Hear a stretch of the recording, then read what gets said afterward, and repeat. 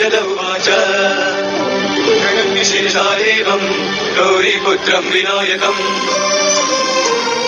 भक्तावासं स्मरे नित्यम् आयुकामार्थसिद्धये प्रथमं वक्रतुण्डं च एकदन्तं द्वितीयकं तृतीयं कृष्णपिङ्गाचं गजवक्त्रं चतुर्थकम् लम्बोदरं पञ्चमं च षष्ठं विकटमेव च सप्तमं विघ्नराजेन्द्रं धूम्रवर्णं तथाश्रमम् नवमं बालचन्द्रं च दशमं तु विनायकम् एकादशं गणपतिं द्वादशं तु गजाननम् द्वादशैतानि नामानि त्रिसन्ध्यं यत्पठे नरः न च विघ्नभयं तस्य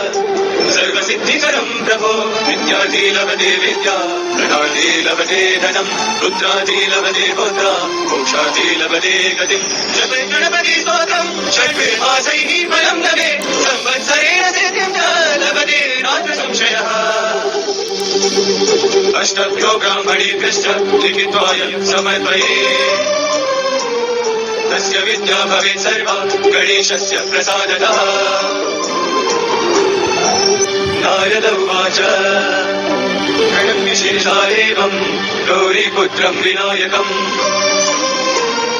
भक्तावासं स्मरे नित्यम् आयुकामार्थसिद्धये प्रथमं वक्रतुण्डं च एकदन्तं द्वितीयकं तृतीयं कृष्णपिङ्गाचं गजवक्त्रं चतुर्थकम् लम्बोदरं पञ्चमं च षष्ठं विकटमेव च सप्तमं विघ्नराजेन्द्रं धूम्रवर्णं तथाश्रमम् नवमं बालचन्द्रं च दशमं तु विनायकम् एकादशं गणपतिं द्वादशं तु गजाननम् द्वादशैतानि नामानि त्रिसन्ध्यं यत्पठे नरः न च विघ्नभयं तस्य